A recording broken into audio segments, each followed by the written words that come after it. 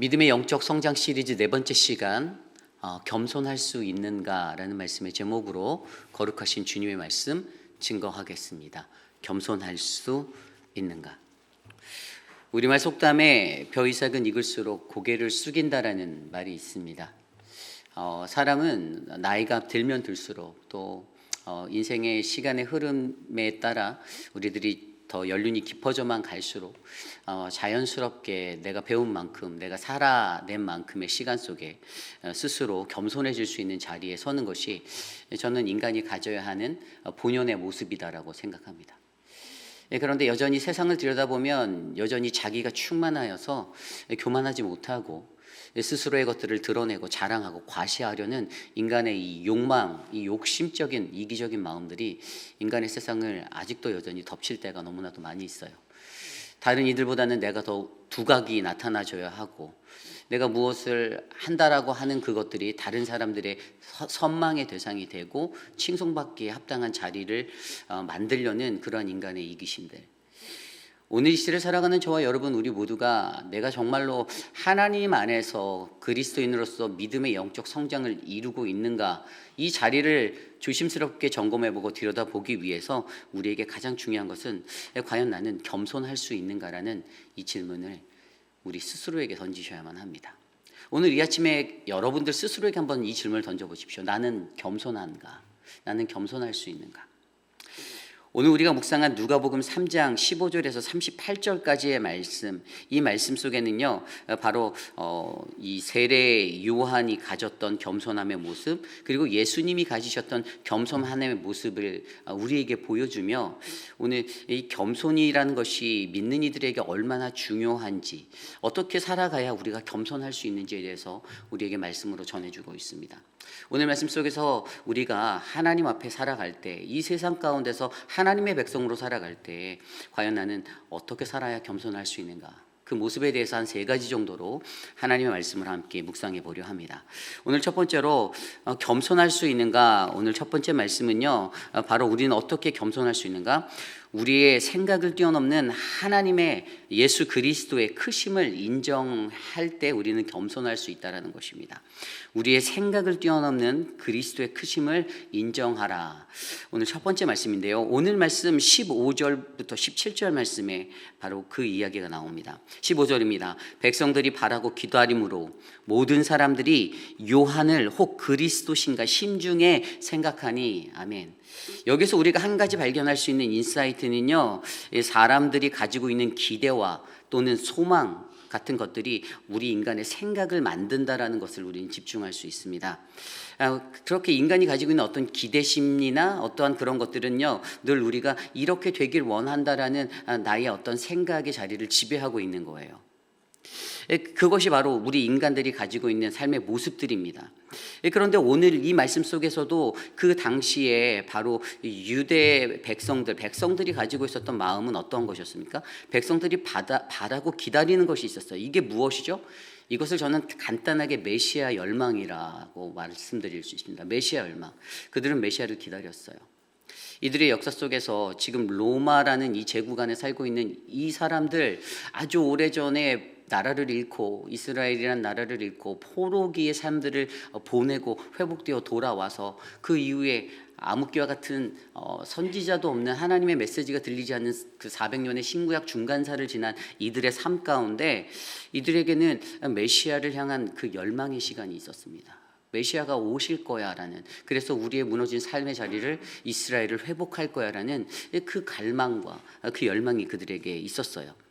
결국에 그들 가운데 메시아 열망으로 충만했던 그때 어떠한 일들이 일어납니까? 그 말씀에 보면요, 16절 그들의 읽었던 15절 말씀 후반에 보면 요한을 바라보며 요한이 혹시 그리스도이신가라고 마음에 심중에 생각했다라고 성경은 기록하고 있습니다.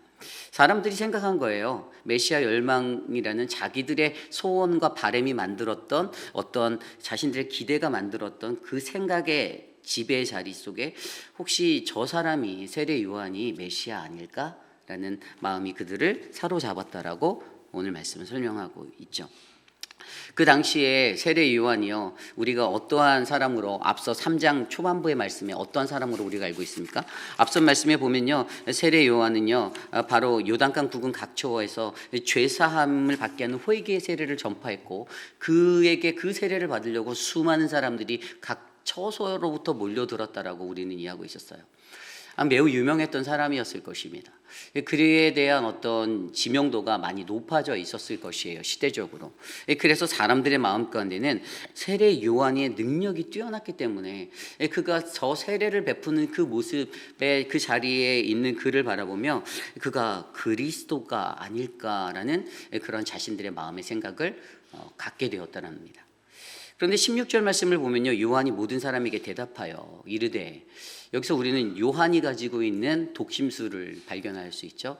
앞서 분명히 말씀에서는 사람들이 마음에 생각했어요. 말한 것이 아니에요. 입으로 말한 것이 아니라 마음에 생각한 것을 요한이 꿰뚫어 보았어요. 사람들이, 이 군중들이 이러한 심리를 가지고 있구나, 이 생각을 가지고 있구나를 그가 눈치챘습니다.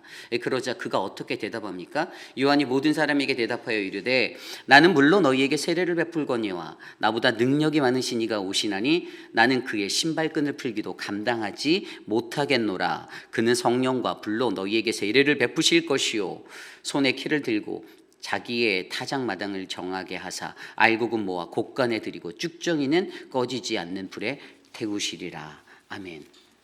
세례 요한이 가졌던 겸손함의 모습을 나타내 주는데요, 그가 겸손할 수 있었던 첫 번째 이유는요, 바로 다른 이보다 나를 낮게 여기는 마음을 갖고 살았다라는 것입니다. 그것을 자세히 표현한 것이 나보다 능력이 많으신 이가 오시나니, ESV 영어 성경에 보면 But he who is mightier than I is coming이라고 되어져 있어요. 그러니까 비교급으로 사용된 이 might라는 단어에 mighter, er를 붙여서 mighter, 비교급으로 사용해서 than I, 나보다 더 크신 이가 올 거야라고 설명하고 있죠. 그가 어떠한 사람이죠? 그는 나보다 능력이 많으신 이라고 기록하고 있어요. 요한이 그를 표현할 때 요한이 겸손할 수 있는 것은요, 그들이 갖고 있던 마음의 생각들을 꿰뚫어 보고 그것을 스스로 자발적으로 거절하며, 나보다 더 큰 이가 계셔, 나는 아니야, 나보다, 너희가 생각하는 나는 아니야, 나보다 더 크신 이가, 나보다 더 크신 이가 이곳으로 올 거야 라고 말하고 있어요. 어떤 부분에 더 큰 이냐, 오늘 말씀에서는 나보다 능력이라고 표현된 나보다 능력이 크시니, 이 능력이라는 헬라어 단어가 이스키로스로 쓰여졌는데요, 이것은 뭐냐면 강력이라는 뜻이에요. 원래 명사로 보면 이스퀴스라는 단어인데, 우리가 능력하면 헬라어로 두 단어가 생각나요. 이스키로스도 있고 이스키스라는 단어가 있고 듀나미스라는 단어도 있죠. 이 두 단어의 차이가 뭐냐면, 듀나미스는 어떤 강권적인 주권자의 어떤 성령의 능력과 같은 그런 능력이고요, 영어로 따지면 파워로 볼 수 있고요, 이스키스라는 단어는 strength, 어떤 강력과 같은 이 힘의 정도예요. 그러니까 오늘 인간이나 어떤 물체가 가지고 있는 어떤 힘의 스트렝트, 그 강력의 차이가, 이 레벨 차이가 느껴졌던 게 바로 세례 요한이에요. 내 뒤에 오시는 이가 나보다 더 크신 이인데, 그의 능력과 그의 이스키스가 나보다 훨씬 더 강력하신 분야를 스스로가 인정하고 받아들이는 거예요.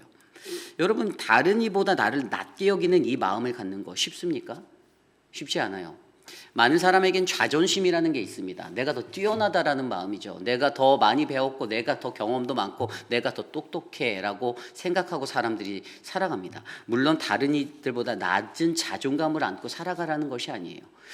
어느 정도의 적정한 아주 알맞은 자존감과 자기에 관한 자부심은 중요합니다. 그러나 정말 중요한 것은, 그것이 선을 넘게 되면, 도가 지나치게 되면 그것은 남들이 보기에 어려워하는 교만이 되고 어그러진 일상의 자리가 되는 것이에요.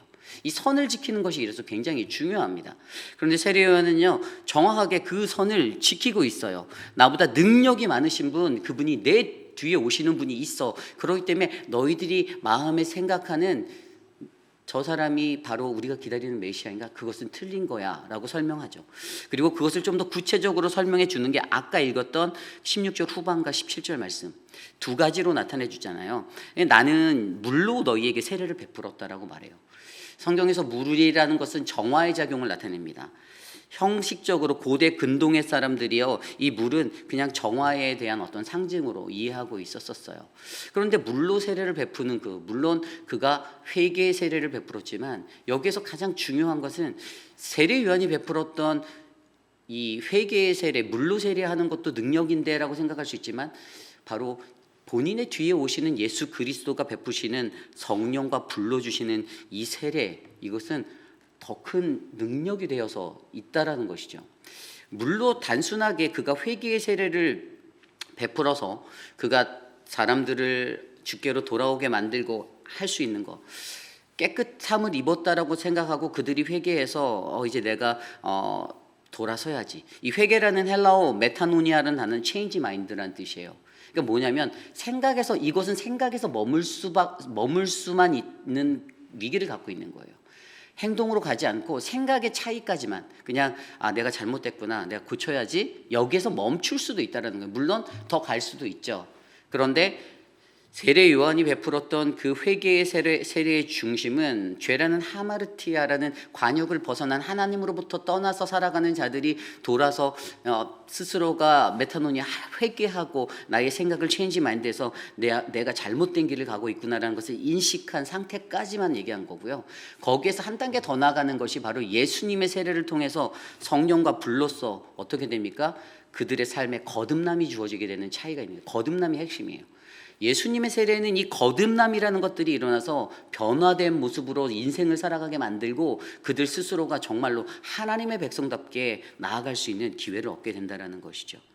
결국에 오늘 그가 설명한 것은요, 바로 그분은 이렇게 성령과 불로, 성령 안에서, 이 성령과 불로라는 단어에는 이 헬라어 원어 성경을 보니까 with the Holy Spirit and fire 돼 있는데, 이 with라는 단어가 바로 and, 헬라어 and, 그리고 Holy Spirit은 ios pneuma and pure라는 fire. 그래서 이게 무엇이죠? 바로 성령 안에서, 바로 그분이 주시는 심판, 그 불의 심판 안에서 내 죄를 소멸하고 성결케 하는 그것들 안에서 그가 거듭남의 새로운 뉴 라이프를 살 수 있다라는 새로운 지점에서 인생을 거닐게 되는 그러한 은혜를 받게 된다는 사실을 설명하고 있는 것이에요.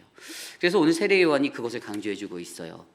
우리의 생각, 인간이 가지고 있던 기대와 인간이 가지고 있던 소망이 만들었던 인간을 지배하는 그 생각을 뛰어넘는 그 하나님의 크심, 그 그리스도의 크심이 있는데, 그 그리스도의 크심 아래 우리가 완전히 복종하여 그것을 인정하고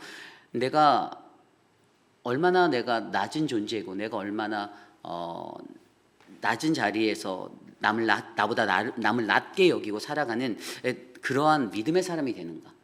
바로 그것이 오늘 이 시대를 살아가는 저와 여러분 우리 모두가 겸손할 수 있는 이유가 된다는 것입니다.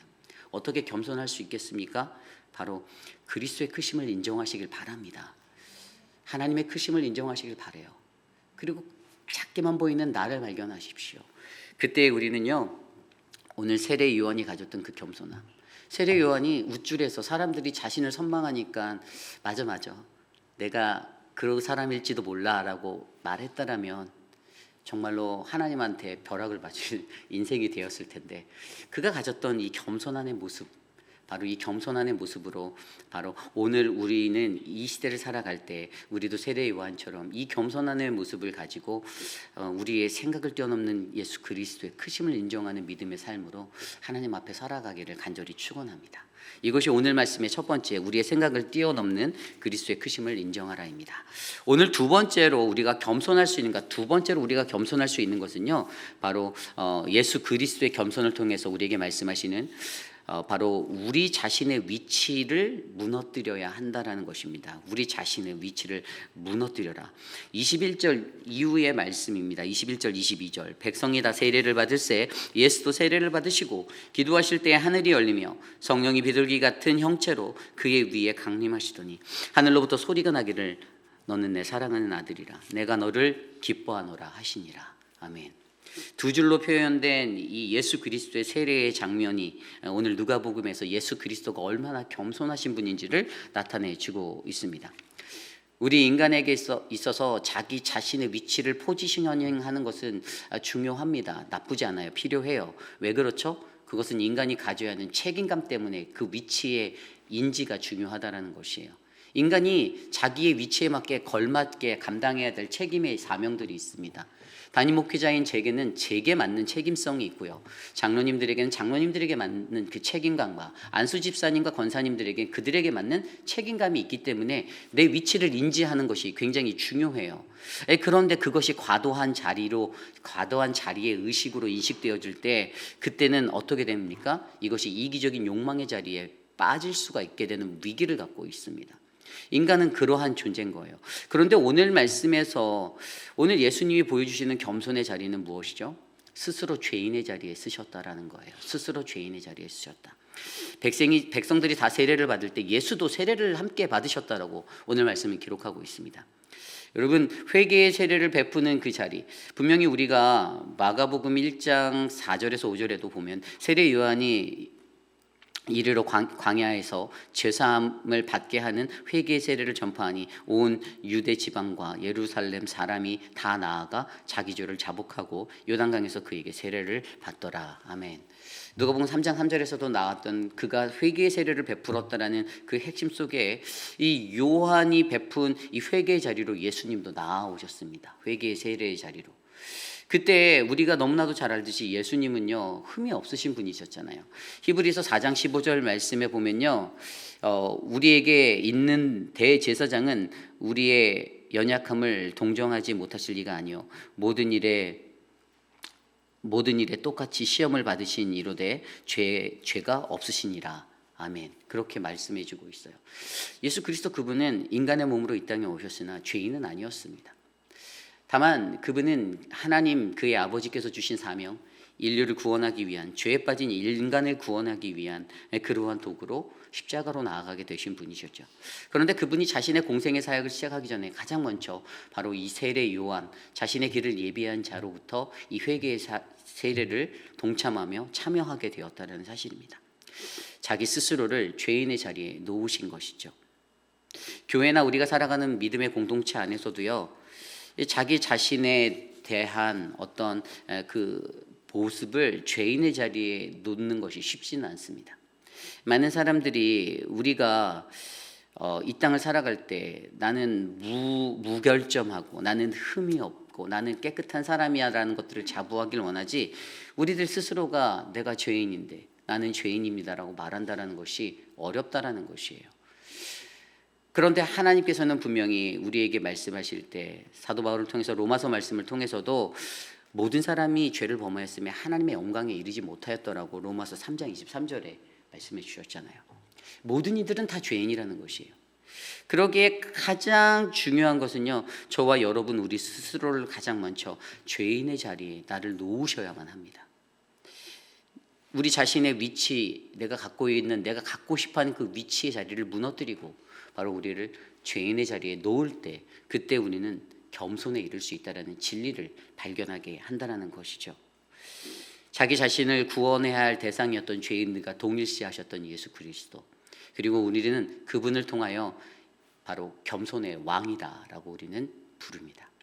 저는 오늘 이 시대를 살아가는 저와 여러분 우리 모두가 이 겸손한 믿음의 사람들이 되시기를 간절히 소망합니다. 그리고 그 예수님이 거기서 멈추지 않았잖아요. 자기 스스로를 죄인의 자리에 놓고 끝났나요? 아니에요. 그 뒤에 말씀에 보면 세례를 받으시고 기도하실 때 하늘이 열리며 기도에 집중하셨어요. 기도에 몰입하셨습니다. 기도했더니 어떻게 됩니까? 하늘의 문이 열립니다. 영적 의미로 무슨 의미를 말하죠? 하늘 문이 열린다는 것은요, 하나님이 나에게 말씀하시겠다라는 거예요. 하나님의 말씀이 내게 임할 거라는 거예요. 그 영적 은혜를 받는 자리에, 그래서 혼신의 힘을 다해 기도하는 자는 그 하늘문을 열 수 있음을 기억하시길 바랍니다. 예수 그리스도가 스스로를 죄인의 자리에 위치에 놓고 자기를 놓고 기도에 전념하였더니 다른 것이 아니었어요. 오직 기도하였더니 하늘문이 열려 그분의 음성을 들을 수 있는 은혜를 받게 되었습니다. 가장 먼저 어떤 음성이 들렸습니까? 너는 내 사랑하는 아들이라, 내가 너를 기뻐하노라. 아멘. 저는 저와 여러분 우리들의 인생이 바로 우리들 스스로를 죄인의 자리에 놓고 하나님께 간구하여 너는 내 사랑하는 아들이라, 너는 내 사랑하는 딸이라, 내가 너로 인하여 기뻐하노라라는 이 음성을 들으시기를 간절히 축원합니다. 그때 우리는 진정한 하나님의 그 겸손의 사람이 될 수 있습니다. 이것이 오늘 말씀의 두 번째, 바로 겸손할 수 있는가? 우리 자신의 위치를 무너뜨리셔야 한다는 것입니다. 오늘 마지막으로 세 번째, 겸손할 수 있는가? 우리가 겸손하기 위해서 우리는 하나님의 자녀라는 영적 계보를 깨달으셔야만 합니다. 우리의 영적 계보, 바로 우리는 하나님의 자녀를 저와 여러분들은 깨달으셔야만 해요. 오늘 말씀 23절 이후의 말씀에 예수 그리스도의 족보에 관한 이야기가 나옵니다. 여러분, 족보란 무엇이죠? 여러분, 족보라는 것은요, 바로 우리들이 살아가는 내 선조들의 뿌리를 찾는 것. 족보는 사실 개인적으로 모든 민족이나 백성들에게 자랑이나 어떤 긍지가 되는 것입니다. 내 시조가 누구인지를 이렇게 되짚어 볼 수 있는 거잖아요. 그런데 제가 예전에 유튜브 영상을 아주 오래전에, 이거 굉장히 오래전에 봤던 영상이 있었어요. 근데 그 영상에 이게 YTN 뉴스에서 편집해서 나왔던 그 뉴스의 것을 짧게 이렇게 해서 했던 건데, 제가 그 제목을 그때 적어놨었거든요, 보면서. 근데 그 제목이 뭐냐면, 한국인의 90%가 가진 성이 가짜라는 거예요. 그것의 제목이 한국인의 90%가 가짜 성을 가졌다라고 하는 내용이었어요. 이게 뭐냐면, 여러분들 본관이 무엇이죠? 저는 경주 이씨예요. 경주 이씨. 대한민국은요, 에브리 15년마다 인구 센서스를 조사합니다. 인구 센서스를 조사하는데 2015년도가 마지막이었고요. 이제 30년도에 새롭게 다시 하겠죠. 2015년도 조사할 당시에 5천만 명이 넘었던 인구였어요. 그런데 가장 많은 성이 어떤 성씨일까요? 김씨였어요. 김씨. 21.5%. 물론 김씨에는 뭐 경주 김씨, 김해 김씨 많이 있죠. 김씨가 가장 많았어요, 대한민국에. 두 번째가 이씨예요. 이씨가 14.7%, 박씨가 8.4%로 3위였습니다. 그리고 그 통계청에서 그것을 계산할 때 또 뭐를 한 가지 조사하냐면, 각 본관에 따라 그 어느 본관이 가장 높은 비율인가에 대한 것을 조사해요. 가장 어떤 본관이 대한민국의 가장 높은 주층일까요? 김해 김씨가 1등입니다. 김해 김씨가 무려 412만 명이 있었어요. 2015년도에 412만 명. 그리고 2등은 밀양 박씨 300만 명이었고요. 그다음에 진주 이씨, 전주 이씨. 3등이 전주 이씨인데 260만 명. 4등이 경주 김씨 170만 명. 그리고 제가 속한 경주 이씨가 140만 명으로 5등이었습니다. 굉장히 많은 사람들이 있죠.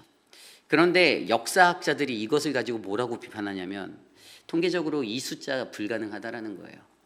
한국의 역사, 대한민국의 역사, 우리나라의 역사를 보면 이렇게 모든 사람들이 성을 가지고 이 많은 아주 전주희 씨라는 왕족이 막 이렇게 막 그 몇 명 260만 명 되고 불가능한 이야기다라고 그들이 얘기합니다. 이것을 어떻게 알 수 있는가? 이게 인간들의 그 역사, 우리 대한민국의 역사를 보면 알 수 있어요. 대한민국의 대부분은요 6세기 전까지 삼국시대죠. 그때까지 성이라는 것을 잘 사용하지 않았다라고 합니다. 그리고 이 성이라는 것이 대두가 된 것이 없는, 예를 들어 이거예요. 우리가 알고 있는 신라의 초기의 군주였던 혁거세, 그건 박혁거세라고 부르잖아요. 그 후손들이 후대에 박씨를 붙여서 박혁거세로 만들어 준 거예요. 원래는 그 사람은 혁거세라고 이렇게 불렀던 사람이에요. 그리고 이것이 조금 더 이제 대두가 될 수 있었던 그것이 뭐가 있었냐면, 이 고려태조 왕건 때에 그때 와서야 이 신라 통일 삼국시대 때 뭐가 어떤 제도가 있었냐면 골품 제도가 있었거든요. 근데 이 신분에 관한 골품 제도가 있었는데, 이 자신의 왕권을 유지하기 위해서 이제 태조 왕건이 그때 도입했던 제도가 하나 있는데, 그게 토송 본정 제도라는 거예요. 이게 뭐냐면은 자신의 왕권을 유지하기 위해서 각 지역에 있는 사람들대로 거기에다 성씨를 부여해줘서 갖게 해준 거예요. 근데 이것이 모든 백성에게 했던 것이 아니고 지위층에 있었던 사람들에게 이 토송 분정 제도를 도입해서 그들에게 이제 성이라는 것을 붙여주기 시작했다라는 거죠. 그리고 조선 시대까지만 해도 제대로 된 그 성을 갖고 살지 못했다는 게 역사적 기록에도 있어요. 전에 우리가 보았던 그 서서평이라는 영화 속의 주인공, 그 독일에서 태어나서 미국인 간호사로 해서 미국인이죠. 그녀가 한국으로, 대한민국으로, 우리 조국으로 와서 그가 이제 선교 사역을 하면서 그가 자기의 자서전에 이런 기록을 했어요. 자기가 동네를 돌아다니면서 500명을 만나도 그들에게 성을 가진 사람이 10명도 안 됐다라는 것이에요. 그만큼 없었다라는 거예요. 이게 1912년대 얘기예요. 1912년대. 얼마 안 됐어요. 그때까지만 해도 그러니까 모든 사람이 다 원활하게 성을 갖고 살지 못했었던 한국의 조선의 모습을 설명해 주고 있어요. 그리고 조선 후기 때 광해군에 이르러서 광해군 때 어떻게 됩니까? 돈으로 벼슬을 팔고 막 이렇게 하면서 이제 족보가 막 족보도 살 수 있고 이런 제도로 넘어가게 되고 사람들이 그런 것들을 거래하게 되고 이제 남북 전쟁이 지나가서 1950년대 이 전쟁통을 다 겪게 나면서 신분제, 한국이 가지고 있었던 신분제도가 완전히 무너지게 되는 그러한 사회가 되면서 성이라는 것들이 이제 평준화되었다라는 것이에요. 결국에 인간이 가지고 있는 이 역사의 기록으로 보아서 이렇게 몇백만 명씩 그 성 왕족이 있을 수 있는 것은 불가능하다. 이거는 거짓이다라고 이야기했던 그것을 제가 본 기억이 있습니다. 여기에서 한 가지 주목해 보아야 하는 것은요. 아까 제가 말씀드린 대로 족보라는 것은 무엇입니까? 자긍심이에요. 그들이 왜 족보를 사려고 했죠? 노비들이 왜 족보를 사려고 했습니까? 저도 경주 이씨라는 족보에 들어간 이름을 갖고 있었지만 제가 이것을 보고 나서 난 필리핀 사람 닮았는데 이거 가짜 아닐까라는 생각도 들었었어요. 나도 짝퉁이 아닐까? 여러분, 이 사람들에게는 자기들의 자긍심과 긍지가 담겨 있는 것들을 갖기를 원하는 거예요. 족보란 그런 개념이에요. 그런데 우리 믿는 사람들에게 가장 중요한 것은요, 오늘 말씀 속에서 이 77명이나 되는 이 인간의 족보, 이 예수까지 가는 이 예수의 족보를 위로 해서 설명하는데 왜죠? 그것은 바로 믿는 이들에게 우리가 그 위는 아담이요 그 위는 하나님이시라는 하나님의 자녀라는 긍지가 있어야 된다는 것을 설명하는 것이에요. 여러분, 성경 속에 족보가 나오는 데가 두 군데가 있어요. 누가복음, 또 하나는 어디죠? 마태복음. 근데 마태복음은요, 이것과 정반대로 기술해요. 아래로 해요. 아래로. 거꾸로 뒤집어 놨어요. 하나님부터 시작해서 밑으로 내려와서 아래로 누구의 아들 이렇게 갑니다. 그리고 오늘 누가복음 말씀에서 누가의 기술을 목적에 따라 누가는 위로 하는 이 위로의 것들을 보여주고 있다라는 거예요. 이것을 좀 더 정확히 알 수 있는 것이 이 동서양의 뿌리 찾는 방법의 두 가지에서 달리는데, 이 누가는 서구적인 방식에 따라 나로 기점으로 해서 위로 가는 내 아버지가 누군가를 찾아가는 방식을 선택했고요. 마태는 동양이 추구하고 있는 맨 아래의 사고로 내려가는 나까지 가는 그러한 것. 근데 이 아래 방식으로 할 때 오점이 있는데 그것은 끼워 넣기가 가능하다라는 것이에요. 위로 갈 때는 내 아버지를 직설적으로 잡아서 가기 때문에 그게 불가능한데, 동양식으로 갈 때는 이게 아래로 갈 때에는 이게 끼워 넣기가 삽입이 가능하다라는 오점을 가지고 있어요. 결국에 누가가 선택한 것은요, 바로 나로부터 시작해서 위로 올라가 내 근원 대신 하나님을 찾는 것. 결국에 그것을 통해서 나는 하나님의 백성, 하나님의 자녀 된다라는 이 정체성을 그가 확인시켜 주시고자 했던 것이죠. 여러분, 우리 모두에게 이 정체성이 중요하다는 것입니다. 과연 우리는 하나님의 자녀라는 이 영적 계보를 내가 깨닫고 자긍심을 가지고 살아가고 있는가? 내 영적 믿음의 족보가 어디로 연결되는가를 우리가 발견하면 인간이 원하고 인간이 바라는 인간적인 세상사의 족보, 그래서 그 족보를 돈 주고 사고 노비가 왕족이 되는 그러한 기이한 현상을 겪는 것이 아니라, 노비였고 종이었던 우리는 영적으로 하나님의 백성이고 그의 구원하심을 받은 자임을 내가 깨달아 그 영적인 진리 안에서 내가 살아갈 수 있는 것, 이것을 깨달을 때 우리는 진정으로 겸손한 자리에 설 수 있다는 사실을 우리가 믿으셔야만 합니다. 마태복음 18장 말씀에 보면 빌립보 가이사랴로 이르렀을 때 예수 그리스도가 그와 함께하는 제자들에게 이 사람들이 나를 도대체 어떻게 뭐라고 말하는가라고 했을 때 제자들의 대답은 어떤 이들은 세례 요한이라고, 어떤 이들은 엘리야요, 어떤 이들은 예레미야라고, 선지자 중에 하나라고 그렇게 말하더입니다라고 대답하는 제자들이 있었습니다. 그리고 그것에 대해 제자들에게 그럼 너희는 나를 누구라 생각하느냐? 그때 시몬 베드로가 일어서 말한 것이 바로 주는 그리스도시요 살아계신 하나님의 아들이심을 내가 믿습니다라고 고백하였던 이 믿음을 우리가 기억하며 매일의 우리의 삶 가운데 바로 저와 여러분 우리 모두가 이 질문을 던지며 예수 그리스도 그는 누구인가? 이 질문을 던지며 우리는 하나님의 자녀다. 나는 이 영적 계보를 가지고 내가 어디에서 왔고 또 어디로 가야 하는지를 내가 알아. 내가 하나님께로 가고 내가 십자가로 나아가는 인생이 되기를 원합니다라는 그 믿음으로 겸손하게 이 하루하루를 살아내시기를 간절히 축원합니다. 이것이 오늘 말씀의 마지막, 바로 우리는 하나님의 자녀라는 영적 계보를 깨달아야 한다입니다. 이제 말씀을 정리하고자 합니다. 믿는 이에게 있어서 우리에게 겸손은 매우 중요한 것이다 라고 저는 믿습니다. 하나님의 사람들이 가져야 하는 가장 중요한 것은 겸손입니다. 겸손이 진짜입니다. 그리고 그 진짜는 절대로 요란하지 않습니다. 하나님 아버지께 우리의 삶을 내어 맡기고 우리가 간구하는 것은 하나님, 내가 끝까지 겸손할 수 있는 사람 되게 해주세요. 요만한 거 뭐 하나 해놓고 대서특필하고 살아가는 인생, 어디서 말도 안 되는 거 하나 이루어놓고선 그렇게 여기저기 떠들고 자기의 스스로 자랑하고 다니는 그 어그러진 인생, 겸손치 못한 그러한 인생이 아니라 하나님 앞에서 주님, 나는 진짜 아무것도 아닙니다. 내가 주님이 없으면 난 아무것도 할 수 없습니다. 나를 끝까지 또 겸손할 수 있는 사람으로 세워주시옵소서. 이 시간 그러한 마음을 함께 이 찬양 드리기 원합니다.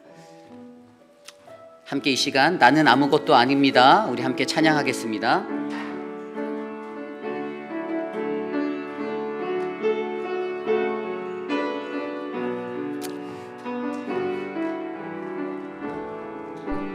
함께 찬양합니다. 나는 아무것도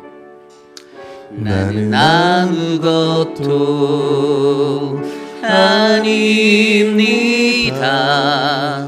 주님의 사랑이 없으면 나는 아무것도 모릅니다. 주님의 지혜가 없으면 나는 아무것도 못합니다. 주님의 능력이 없으면 나는 한순간도 못 삽니다. 주님의 생명이 없으면 이제 내가 사는 것 아니요, 그리스도 내 안에 사시니 오직 그의 생명이 나의 생명, 나의 모든 날들도 주의 것. 나는 오직 감을 바랍니다. 나의 아버지, 나의 구원, 나의 주. 나는 아무것도 아닙니다. 나는 아무것도 아닙니다. 주님의 사랑이 없으면 나는 아무것도 모릅니다. 주님의 지혜가 없으면 나는 아무것도 못합니다. 나는 아무것도 못합니다. 주님의 능력이 없으면 나는 한순간도 살 수 없습니다. 한순간도 못 삽니다.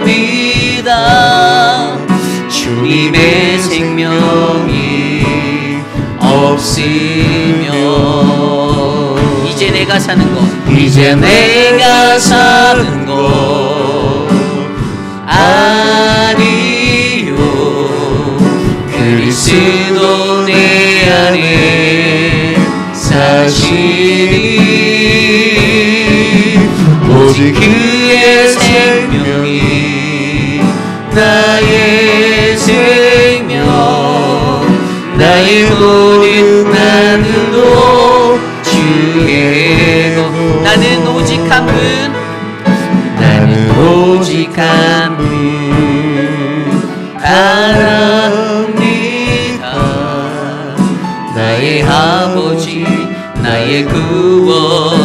나는 오직 한 분 바랍니다. 나의 아버지 나의 주.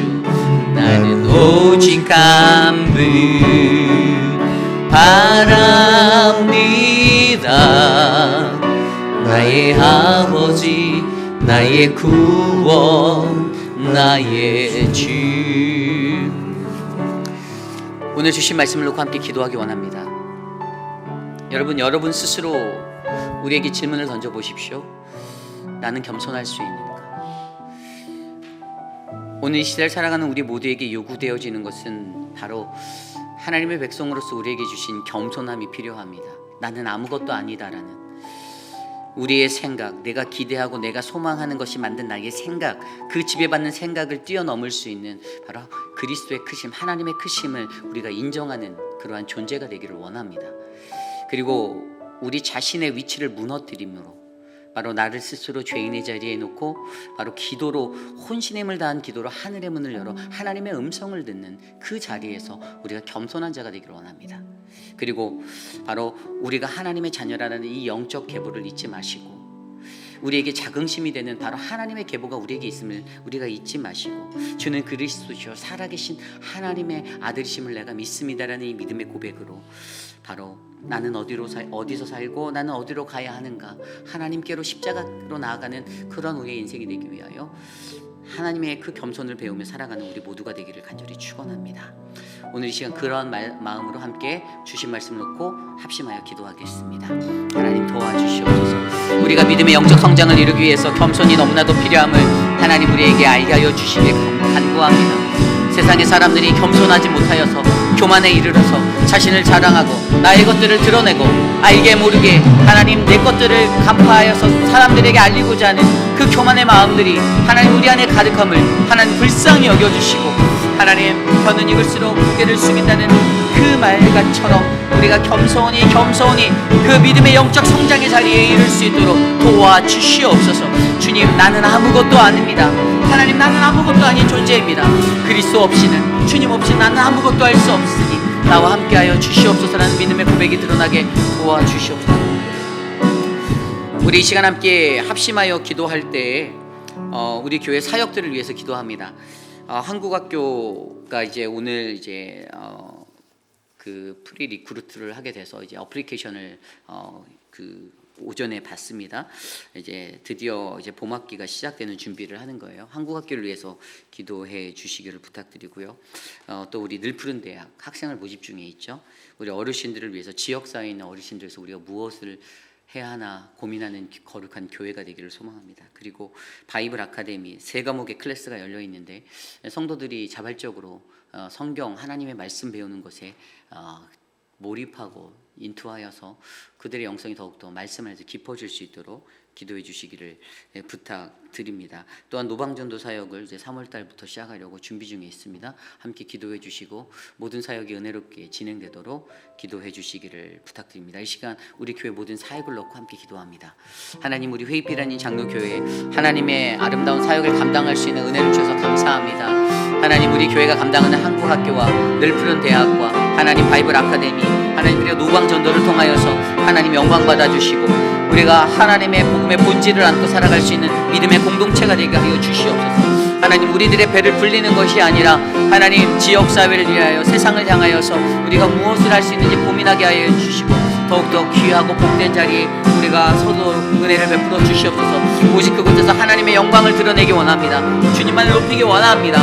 우리를 통하여 하나님의 복음이 강물같이 흘러넘치도록 역사하여 주시옵소서. 모든 민족과 족속들 가운데 그리스도의 복음을 전할 수 있도록 도와주시옵소서. 인도하여 주시옵소서. 하나님 이끌어 주시옵소서. 특별히 기도하기는 오늘 있을 우리 누가 클리닉을 위해서 기도합니다. 상공회의소를 통해서 이제 또 이 지역 사회에 도움이 필요한 분들에게 건강검진을 해드리는 일들이 오늘 7시부터 있습니다. 이를 위해서 수고하시는 많은 분들이 계시고요. 또 우리 오늘 또 신영아 권사님이 또 주방봉사까지 다른 모든 분들이 지치고 힘들어서 이번에 못하겠습니다라고 말할 때 우리 신영아 권사님 또 아낌없이 헌신해 주셨는데요. 이러한 섬김의 자리로서 우리가 지역사회 속에서 하나님의 그 은혜를 누릴 수 있는 공동체가 되도록 함께 기도해 주시기를 바랍니다. 오늘 많은 분들이 오셔서 검사를 받고 또 22일 날은 이제 그곳에 가서 결과를 받아 보아야 한다고 하더라고요. 그 모든 일들이 하나님의 영광이 되는 일들이 되도록 이 시간 합심하여 기도하겠습니다. 하나님 도와주십시오. 하나님 우리에게 하나님 지역사회를 섬길 수 있는 은혜를 주셔서 감사하고 수고하고 모든 애쓰는 자들 가운데 하나님의 은혜가 그리스도의 사랑으로 흘러 넘치도록 역사하여 주시옵소서.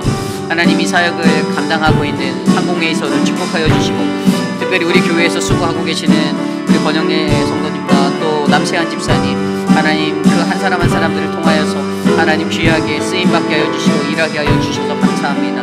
하나님 우리 교회가 세상을 향하여 하나님의 사랑을 안고 나아가는 거룩한 공동체 되게 하여 주시옵소서. 하나님 우리 안에 그 은혜가 넘치도록 충만케 하여 주시옵소서.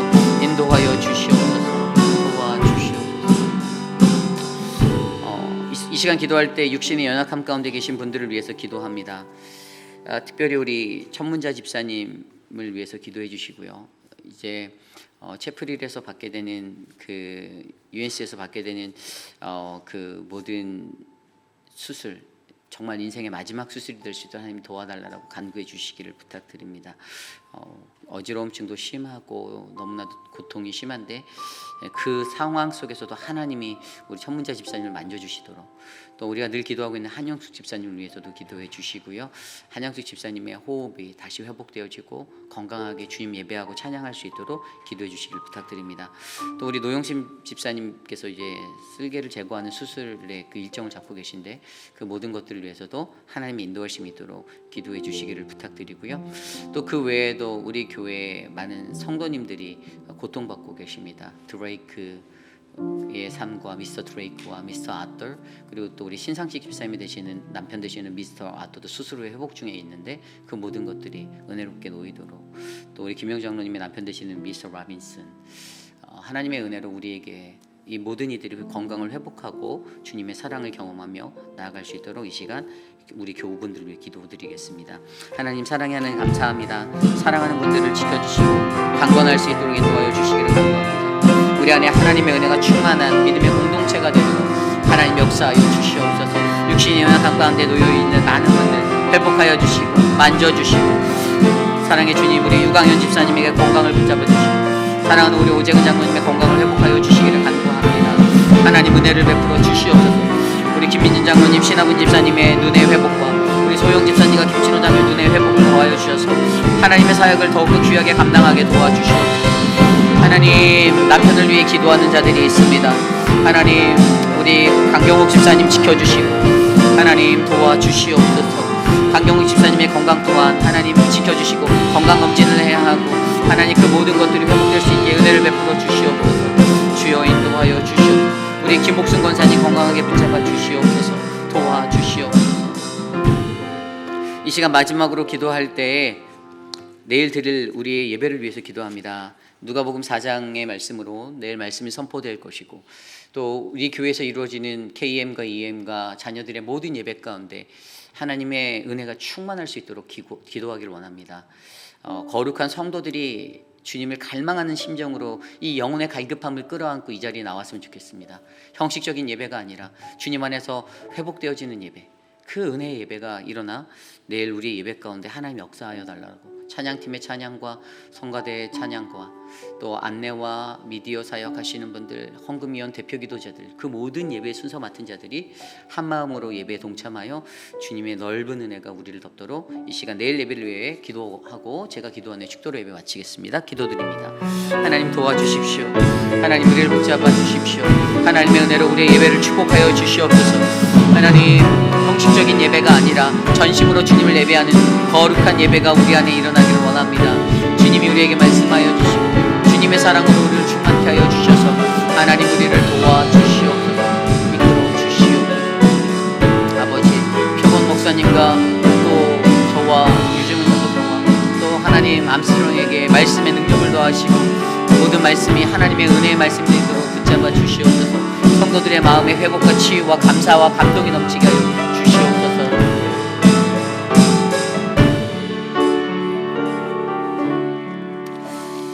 참으로 존귀하신 하나님 감사합니다. 어지러운 세상 속에서 하나님 나 스스로를 자부하고 자랑하고 살아가는 존재가 아니라 하나님 앞에 더욱더 겸손하고 겸손한 그 믿음의 사람이 바로 우리들이 되기를 간절히 소망합니다.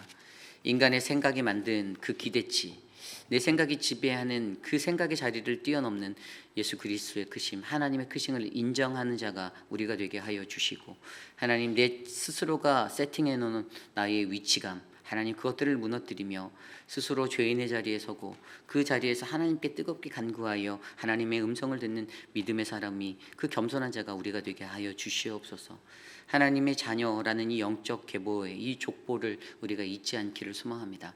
자랑할 수 있는 하나님, 자랑해야만 하는 그리스도, 우리가 그분들을 붙잡고 그분의 후손임을, 그분의 백성임을 믿음으로 고백하며 자신 있게 살아가는 겸손한 자 되게 하여 주시옵소서.